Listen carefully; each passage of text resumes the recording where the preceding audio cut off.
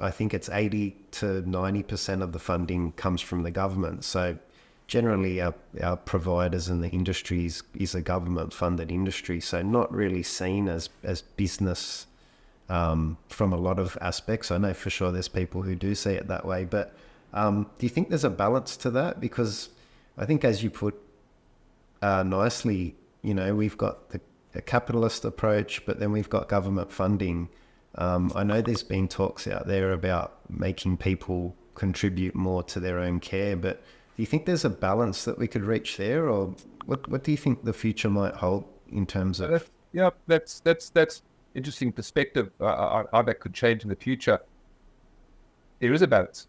There are some companies out there, that I'm talking technology companies, I'm talking drug companies, I'm talking insurance, well, maybe not insurance always, but certainly banks, where they make money hand over fist. So the returns are outsized for the investors. So the balance there is a bit skewed in that the investors in those industries are getting outsized returns on their investment.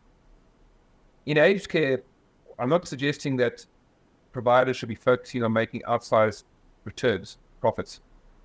There is that's where the balance comes in. I'm saying you've still got to make a profit. You've still got to be able to wash your face. Because if you're sustaining losses, unless you've got deep funds available to you through banks providing you credit or investors stumping up more money, unless you have that, you will go out of business. And that's to nobody's benefit. It's not to the staff's benefit, and it's certainly not to the residents' benefits. But you don't need to make outsized profits. So a lot of the not-for-profit providers, they essentially are generating a return because they are not-for-profit, not for life, right? And they're generating returns. They're not outsized returns, I wouldn't imagine. They're investing a lot of those returns or those profits back into improving the care that they provide. That is still within the parameters of being profitable and operating in a capitalist society, but without generating those ridiculous returns that some of the other industries generate.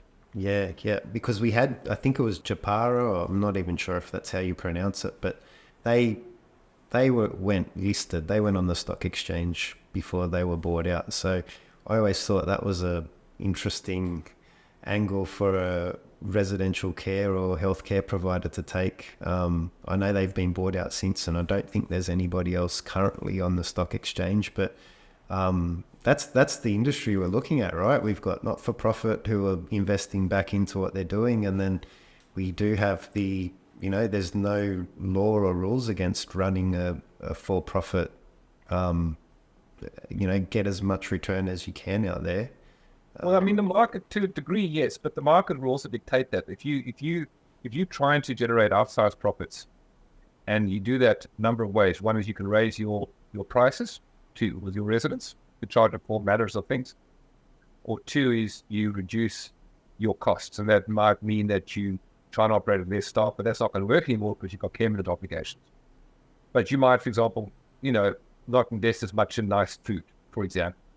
But it's going to come back to bite you eventually. You're going to get bad consumer experience scores. You're going to get a bad star rating. Probably going to get sanctioned by the commissioner. So that's not a sustainable business model either. There's a number of different levers you need to be considering and what it means for your business, not just today, but a year from now, 3-4 years from now, you need to consider how not investing or trying to maximize profits now could affect the long-term viability of your business. So, yes, I think it was interesting. You mentioned that provider that was listed. Quite an interesting way about going about it, because generally when you get listed, you probably know, your number one stakeholder, typically, even though they talk about their client and their customers, typically it's the shareholder. And because the shareholders can put their money in different other industries, whether it's banking or they can invest in the mining sector or whatever, you would want to maximize the returns you can generate for that shareholder so that you can then continue to have investment interest from shareholders and keep the stock price up. So getting involved in the stock market is a double-edged sword. And then there's the other side, right, Jurgen? Whereas if we don't make it attractive for investment at all, we're not going to get premium level services and care. So it's I don't think there's an answer to it, not from my point of view. Yes and no. I think, you made a comment earlier about the government. It's a government funded. Yes, but the government is like, it's just another source of funding. You can get funding from investors, or you can get funding from your clients. And ultimately, you need funding sourced from somewhere.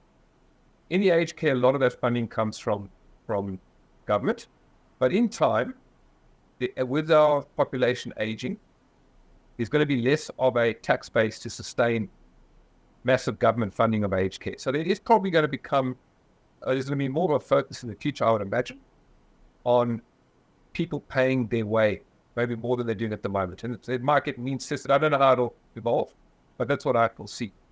But it still means, though, that as an aged care provider, as anybody who provides services to the aged care industry like we do, you have to be as efficient as possible.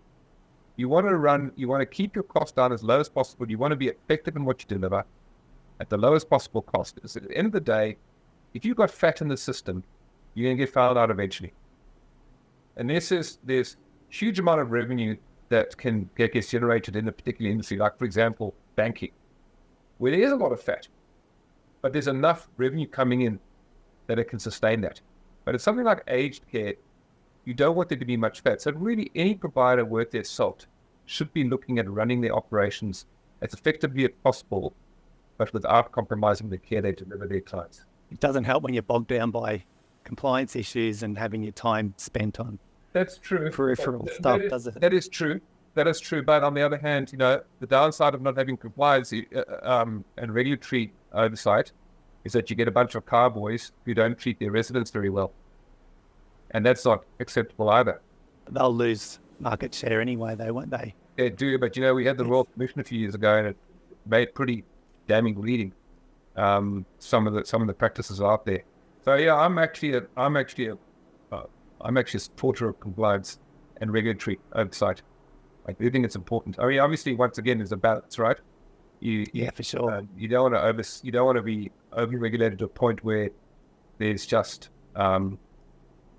people are spending their whole lives writing reports and reporting on indicators. But so yes, there is a balance. But I do think regulatory oversight definitely has a place. Yeah, there's a place in a lot of industries, and certainly aged care.